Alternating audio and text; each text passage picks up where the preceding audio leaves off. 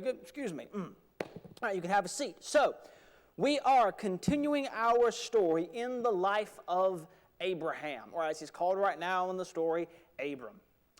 Last week in our story, we were in Genesis chapter 13. We saw how Abram came up out of Egypt. And we had 5 things last week. We talked about how he comes, he fights, he parts, he listens, and he worships. We said that last week Abram comes up out of Egypt. He had left the promised land because of a lack of food. He did not trust God to take care of him. So he goes down into Egypt, and a bunch of stuff happens there, and God brings him back out. But when he comes out of Egypt, he fights. Not a physical fight, but a money fight. His nephew, I called him his cousin, it was my bad. His nephew, his brother's son, Lot, is with him. Lot is also rich. Lot's shepherds and Abram's shepherds start to fight over land. So they fight and then they part. Abram lets Lot choose where he wants to go, and Lot chooses basically to go this way, Abram goes that way. Lot goes over towards a place called Sodom and Gomorrah, which is a very, very wicked city. It makes us wonder what's going on inside of Lot's mind, and we'll see more about that this week. After that happens, Abram, of course, is worried. I mean, he could have just lost the promised land right there. He told Lot, you go wherever you want to. If Lot had picked the land that God promised Abraham, Abraham could have lost it. Thankfully, that didn't happen. God reappears to Abram, blesses him, says he'll own this land, and Abram worships God again. Well, that brings us into this week. You see here we have the review and the preview. We just did the review. Well, now this week, we have 4 things this week. The kings fight, the Hebrew seeks, the king worships, and the Hebrew refuses. That's our 4 things this week. We'll say them again. This week in Genesis chapter 14, we will see the king fights, the Hebrew seeks, the king worships, and the Hebrew refuses. So, first of all, the kings fight. The kings fight. We're going to go now in Genesis chapter 14. We'll do some reading. I know it's going to sound confusing, but I'll explain it. Hang on. Genesis chapter 14, verse number 1. Here we go. And it came to pass in the days of Amraphel, king of Shinar, Arioch, king of Elasar, Chedorlaomer, king of Elam, and Tidal, king of nations, that these made war with Berer, king of Sodom, and with Bersha, king of Gomorrah, Shinab, king of Adamah, Shemember, king of Zeboam, and the king of Bela, which is in Zoar. All of these were joined together in the valley of Siddim, which is the Salt Sea. 12 years they served Chedorlaomer, and in the 13th year they rebelled. And in the 14th year came Chedorlaomer, and the kings that were with him, and smote the Rephaims and Ashtaroth, Karnaim, and the Zuzims and Ham, and on and on and on and on and on and on. You get the idea. So, what's going on here? Remember, Abram is living in the land of Canaan, but he doesn't own it. It's been promised to him, but he doesn't own it yet. By the way, we're in the same situation. God has says that the meek will inherit the earth. Meek are those who don't rest in their own strength. They're very humble. They're trusting in God and in Jesus to glorify them in the end result. Jesus has said that the knowledge of God will be to all the world. That means that one day every person on the planet will know who Jesus is. Now, we don't see that yet. We've been promised this world that through the gospel, this world will be one. That all of the friends that you know, everyone that you see, at some point, they may very, very, very likely turn to Jesus. But it hasn't happened yet. So we're kind of like Abraham. We're living in a world that's not our home, but one day it's been promised to us, even though we know we may not see it. We're in that same situation. And Abram is living in a land where it's ruled over not by kings, but by people who are leaders of powerful cities. And these powerful cities kind of set up an alliance. You see right here on the screen, the 5 kings on the right. Berer, king of Sodom, Bersha, king of Gomorrah, Shinab, king of Admah, Shemember, king of Zeboam, and a person just called the king of Bela in the land of Zoar. These 5 kings are serving that dude on the right, on the left, whose name is bold. His name is Chedorlaomer, king of Elam. I call him King Cheddar because that's just a lot easier. So King Cheddar has 5 guys that serve him. And he's made them serve him for 12 years. We don't know what happened, but in some way they're serving him, they're obedient to him, they're doing everything he wants them to do. So more than likely what happens is every year they'll probably pay him a certain amount of money. So let's say in a year you make $100 and you serve someone and he tells you that every year you pay him $30. That means you only get $70. Now we don't know what the rate was, but it was probably something like that. And these guys did this for 12 years. Year after year, they're paying King Cheddar. And finally, they get sick of it. They say, nope, we're done. So they form an alliance. They get together, they're ready to fight. Well, unfortunately for them, King Cheddar has some allies too. King Cheddar's got those three guys with him on the left. Amraphel, Arioch, and Tidal. These guys get together, and we have a battle. So I want you to picture, close your eyes, picture a huge flat field, all right, with a giant lake in the middle called the Dead Sea. Around it, you've got muddy ground with a bunch of pits. And all of a sudden, on the left hand, you see 4 massive armies with chariots and bows. On the right hand, you see another massive army with 5 kings, chariots, and bows. And they come together, and they clash. Massive battle, blood flying everywhere, arms, legs, everything being chopped off, hacked off, and it's going crazy because these 5 kings, they want their freedom. And, in America, we kind of know what that's like. So maybe we're like rooting for these guys. Yeah, freedom, woo! Unfortunately, they get their hind ends handed to them. We'll keep reading in Genesis chapter 14. And we'll go to, we got to see where we jump in. We'll jump in verse 10. Genesis 14, verse 10. And the vale of Siddim was full of slime pits, and the kings of Sodom and Gomorrah fled, and fell there, and they that remained fled to the mountain. And they, which is the 4 kings, took all the goods of Sodom and Gomorrah, and all their victuals, and went their way. Basically what happens is the 5 kings get totally crushed, to the point where 2 of the kings, Bersha king of Sodom, and Bersha king of Gomorrah, they go hide in a bunch of pits in the ground. Slime pits is what they're called. Basically, it's like little holes in the ground next to the Dead Sea. They go and hide in it because they don't want to die. These guys just get creamed.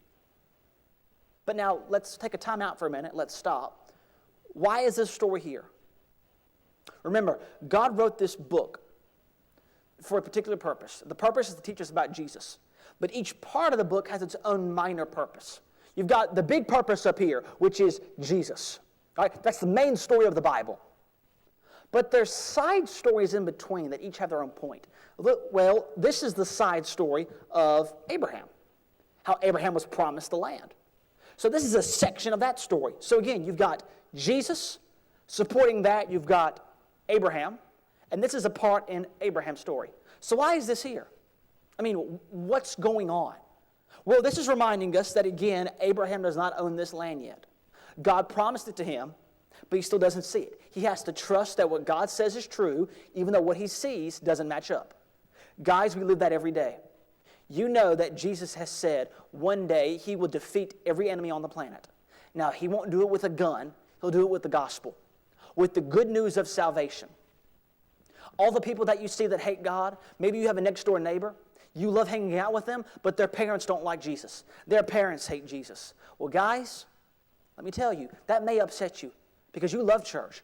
You don't get why your friends' parents don't like church. Guys, the Bible tells us that one day, every knee will bow to Jesus. They will recognize who he is. Now, it may not be the way we want, but it will happen. We don't see that with our eyes. We have to trust that what God says is true. We're just like Abram. So this is a reminder of that Abram is living by trusting in what God has said. But there's another part here. Let's keep reading. Verse 12. And they, the 4 kings, who sacked Sodom and Gomorrah, they took Lot, Abram's brother's son, who dwelt in Sodom, and his goods, and departed. Now we see the point. You see, when these guys came, they took Sodom and Gomorrah. For whatever reason, they saw Lot, and they grabbed him and his family and kidnapped them and took them. Well, this is a problem. Now, our main character, Abram, he's got a problem because the kings fight.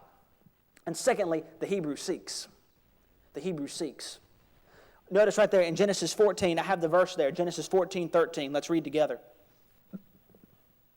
And there came one that had escaped and told Abram the Hebrew, for he dwelt in the plain of Mamre the Amorite, brother of Eshcol and brother of Aner, and these were confederate with Abram. Now the word confederate there means like allies.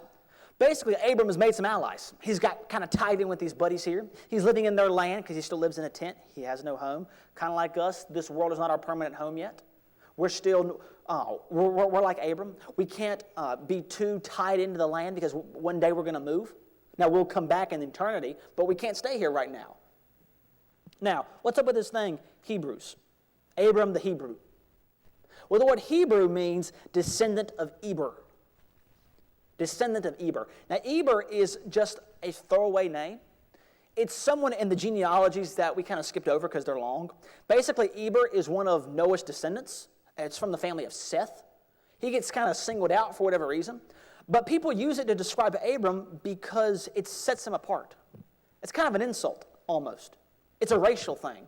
This dude, Abram, is different from the rest of us, so we mark him out. We call him names. Well, guys, the same thing happened with Christians. You see, Christians were separated from everybody else because we act differently. Now, let me just say, Christians are commanded to be different from everybody else. That, honestly, most of that does not have to do with how you dress. Some of you guys might have been taught that you are different by being dressed differently. Maybe you saw that by coming to church.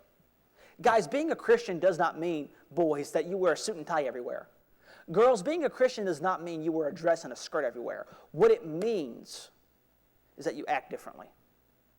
What it means is that based on your character, by how much you love your parents, by how much you obey your parents, by how much you obey your teacher, by how much you love God, by how much you read the Bible, by how much you pray, by how much you love Jesus. These are the things that set us apart.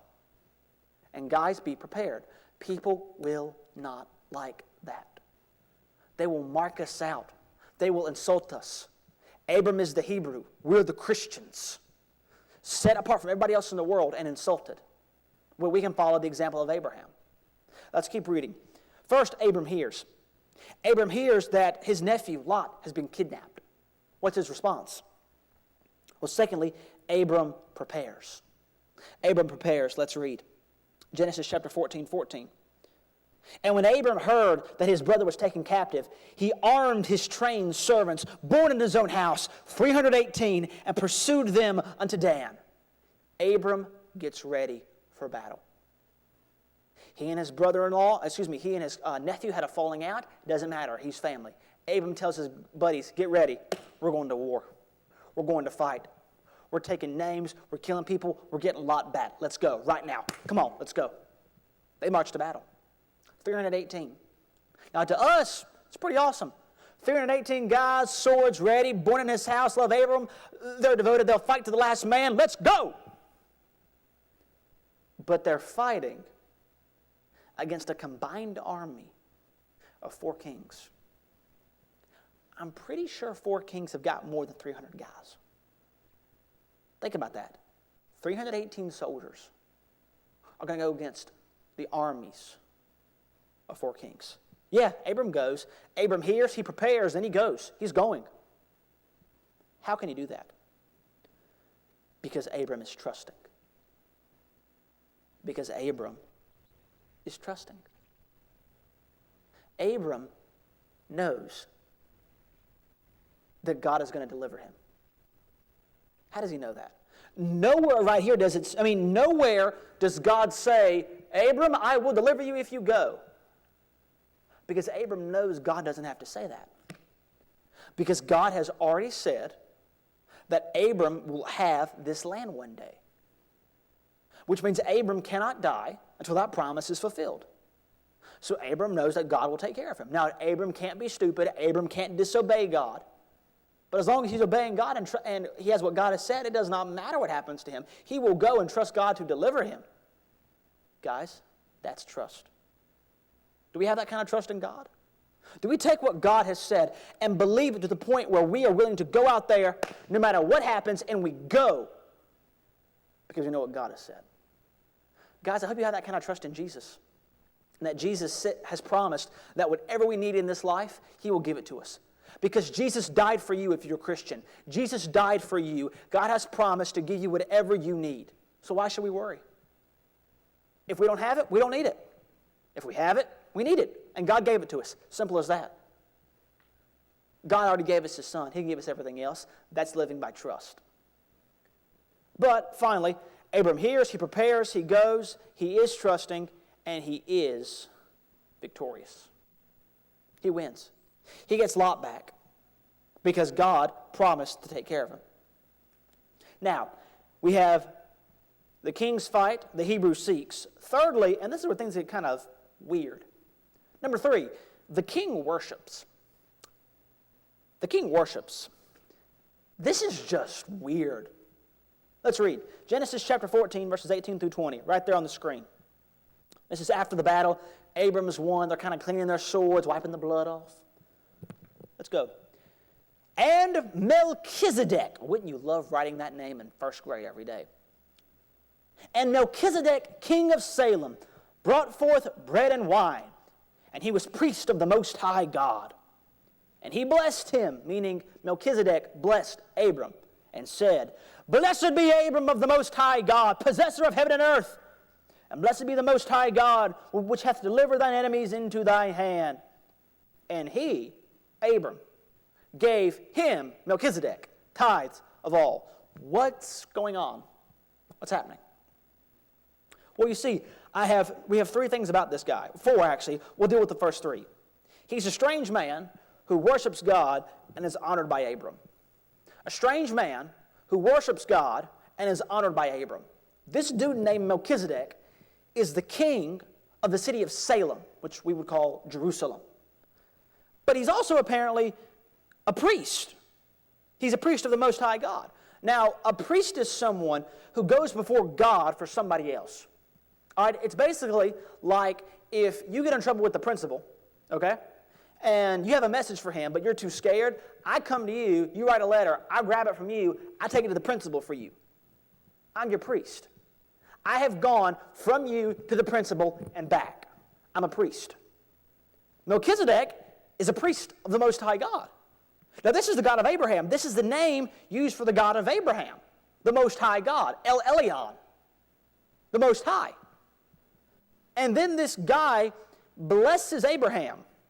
Blessed be Abram, the Most High God, and blessed be the Most High God, which hath delivered thine enemies. And then Abram honors him. He says, and he, Abram, gave him Melchizedek tithes of all. Abram looks at all his goods and grabs 10% and gives it to this guy. If he's got 10 gold cups, this guy gets 1 gold cup. He's got 25 pizzas, this guy's... Oh, wait, no, that's too hard. If Abraham has 10 pizzas, he gives this guy a pizza. Everything. If Abram has 100 gold coins, he gives this guy 10 gold coins.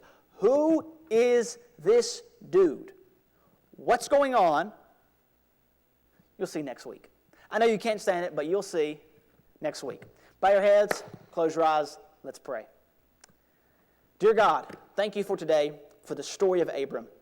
I pray that you would help us to live by faith as Abram did, knowing what you have promised us will happen no matter what, and that we would go in that kind of faith. May we love you. May you give us a good rest of the day. May we love Jesus more. And everyone watching said, amen. All right, guys, thank you for tuning in. We hope to see you on Sunday, and we'll